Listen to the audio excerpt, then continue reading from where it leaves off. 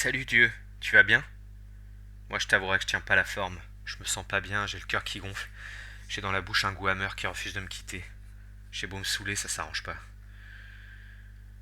Hier j'ai encore tué. Je sais que c'est pas une raison pour se prendre la tête, mais quand même, ça me fait tout drôle.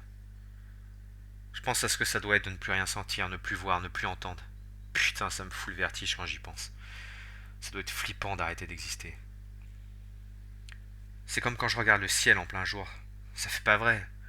J'ai l'impression de mater un trompe-l'œil, un bout de carton plein par agolo. On nous dit qu'il n'y a pas de limite à la hauteur du ciel, mais c'est peut-être juste parce qu'on se donne pas les moyens de l'atteindre. Peut-être qu'en fait on est dans une boîte. Le ciel pour les vivants, le cercueil pour les morts. Chacun sa boîte. En tout cas, merci pour l'idée du manche à balai avec un clou, hein. Ça a super bien marché. Quand je me suis penché sur le côté de ma moto et que j'ai planté la gamine en plein dans le front, je me serais presque pris pour un chevalier avec l'armure et tout et tout. C'est con que le manche se soit brisé. Je l'aimais vraiment bien ma lance. Peut-être qu'en fait c'est ça qui me déprime. Ça et le fait d'avoir oublié mon nom. J'ai ouvert grand ma main devant mes yeux et je l'ai regardée si longtemps que je la voyais plus. J'avais l'impression de fixer un truc immonde, un monstre ou je sais pas quoi. Alors pour me prouver que j'étais encore moi, je me suis mis à répéter mon nom à voix haute de plus en plus fort, mais c'était une connerie, je crois. Et au bout d'un moment, j'y arrivais plus. Je gueulais n'importe quoi, sans pouvoir retrouver mon nom.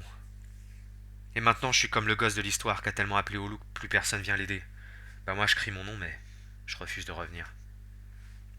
Je suis seul. Il y a plein de gens qui me parlent, mais je suis tout seul. Personne veut venir dans ma tête. Pourtant, il y a plein de place là-dedans, hein. Et si on était plus, j'aurais moins froid.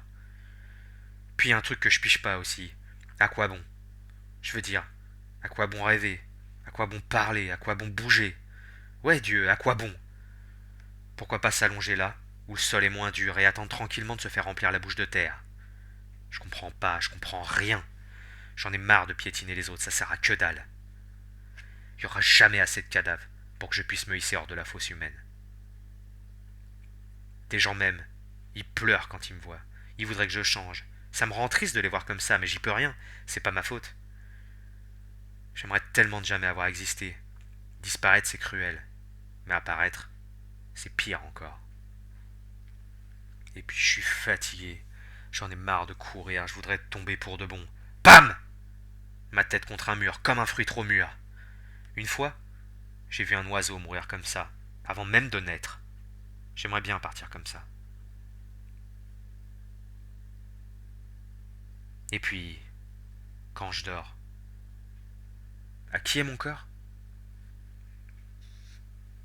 D'un geste violent, sans doute tout autant inspiré par la colère que le dégoût, John jeta le dictaphone contre un mur.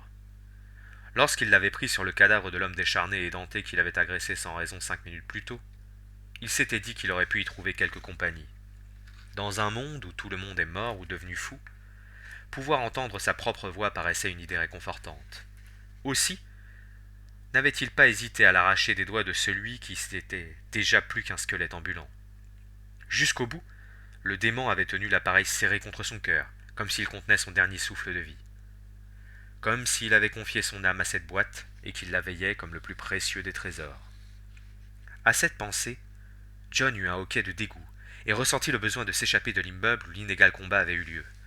L'air chaud et sec de cette belle journée d'été soufflait sur son visage comme pour le narguer. En photo, l'image de ce soleil réchauffant cette petite résidence paisible et verdoyante aurait été belle. Mais pour John, il s'agissait d'un autre endroit sordide qu'il avait eu à traverser. Se ressaisissant, il fonça droit vers sa vieille Ford et sortit du coffre 2 gros jerrycans d'essence. Il avait failli laisser sa vie pour ces quelques litres d'essence, mais c'est sans hésitation qu'il les déversa sur les murs du bâtiment qu'il venait de quitter. Il craqua quelques allumettes, puis s'éloigna prestement tandis que le feu prenait une vitesse déconcertante. Il resta là, figé, à une petite dizaine de mètres, à regarder les flammes dévorer la jolie bâtisse. Il ne prêtait nulle garde à la chaleur vive qui agressait son visage et faisait pleurer ses yeux. Au contraire, pour la première fois depuis des jours, John esquissa un petit sourire. Salut les amis, c'est Jazz. Je viens de vous lire le texte d'intro de 7 jours de paix. 7 jours de paix, c'est un des premiers jeux de rôle que j'ai créé. En tout cas, ça date. Clairement, ça date. C'est un jeu que j'avais fait vraiment sur un coup de tête en peut-être 2 semaines maximum. Euh, dans une grosse période post-apo que j'ai eue où j'adorais tous les films comme 28 jours plus tard ou La Route. Voilà, j'étais vraiment dans cette ambiance-là où je voulais faire un jeu de rôle post-apo, mais post-apo sans zombies. En tout cas, dans un premier temps, sans zombies. J'avais imaginé le jeu vraiment épuré. Le pitch de départ, c'est que pendant 7 jours, sans qu'on sache pourquoi, plus un mort sur le monde. La paix à peu près partout. Plus de guerre, plus de décès de maladie, les gens qui commencent à aller mieux, tout le monde commence à parler, à crier au miracle qu'on est en train de vivre une ère glorieuse, et au bout de 7 jours précisément, une grande lumière blanche, tout le monde tombe au sol. Très peu vont se relever, moins d'1% d'humanité.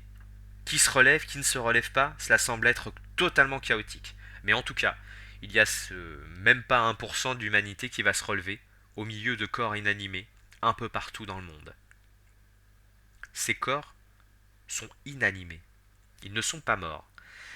Ils semblent comme endormis à jamais. Et ça va vraiment, vraiment poser un problème à beaucoup de gens, mais pour ça, je vous laisse découvrir le jeu plus avant. En tout cas, ce qui est certain, c'est que dans ce jeu, on joue à un petit groupe de survivants, dirons-nous, qui vont essayer de s'en tirer parce que ce qui se passe, c'est que la plupart des personnes qui se sont relevées sont plus très très saines d'esprit. Et c'est pas seulement le traumatisme qui provoque ça, il y a comme quelque chose de chelou en plus qui, euh, qui fait que les gens pètent un câble, deviennent dingues. Et donc l'enfer, c'est les autres vraiment dans ce jeu. L'enfer même, c'est tous les autres. Donc les joueurs vont essayer de s'en sortir malgré tout et vont vivre comme ça des aventures survivalistes dans un jeu qui est volontairement minimaliste au niveau des règles parce que je trouve que pour moi le post-apo ce qui est intéressant c'est l'ambiance. J'en avais un peu rien à faire de, euh, de la mécanique technique, même si j'ai essayé de faire un système que j'ai trouvé un peu cool. Pour vous expliquer dans les grandes lignes, en fait, vous avez des caractéristiques, des compétences, ça vous fait une somme, vous lancez 2d6 en plus, ça vous fait un total. Le total se lit comme une note scolaire sur 20. C'est-à-dire que si vous atteignez 10, c'est moyen, mais ça passe, donc vous avez réussi le test. Si vous êtes en dessous de 10, c'est raté. Et donc plus vous avez haut, plus vous estimez la note comme ça. Donc c'était pour moi, j'avais imaginé que c'était simple pour le meneur de gérer les tests comme ça. Donc si vous faites 14 par exemple, bah, c'est bien. Si vous faites 18, c'est excellent. Si vous faites 20, bon, voilà, c'est parfait quoi. Donc voilà, la petite originalité de la mécanique de jeu, c'est que j'avais imaginé que les 2 dés à 6 faces, je fais comme ça veut rien dire, mais bon, imaginez que je tiens des dés à 6 faces. Les 2 dés à 6 faces représentent les deux critères cruciaux du jeu, c'est-à-dire la santé physique et la santé mentale ou morale, on va dire, un peu des deux. Et donc en termes de jeu, en fait, quand on a une blessure, on va avoir des phases de dés qui vont mourir. Par exemple, je sais pas, je vais perdre ma phase 1 et ma phase 2. On commence toujours par les phases du bas. Donc ça veut dire que quand je vais lancer un dé, mon dé de physique, parce que je vais utiliser 2 dés de couleurs différentes, imaginons rouge pour le physique, bleu pour le mental, et bien quand je vais lancer mon dé de physique, si je fais un ou 2, ce sera comme si j'avais fait 0. Donc au début, les premières blessures sont pas très graves, puisque c'est des faces nulles qui meurent, mais quand on commence à avoir le 1, le 2, le 3 qui font des 0, ça devient beaucoup plus difficile de faire un test. Pareil pour le mental, quand on commence à être choqué, traumatisé, on commence à avoir des faces qui meurent, et du coup, ça a un impact. Ce système-là, mine de rien, en termes de gameplay, ça a très bien marché. Moi, j'ai eu vraiment une bonne ambiance et de bons retours. Euh, avec ce petit système là on va dire, c'était vraiment cool à jouer. Il y avait ça, il y avait un autre truc aussi dans le jeu qui était un peu fort, c'est que à la création du personnage qui était vraiment minimaliste, on devait choisir son type de nature profonde. J'ai remarqué, enfin en tout cas, je me suis imaginé que dans les univers post-apo, en fait, il y avait un peu des caricatures de types de survivalistes. Pour moi, il y a l'humain. L'humain, c'est celui qui essaie, malgré l'apocalypse, de rester sympa, aider les gens, avoir une forme de morale.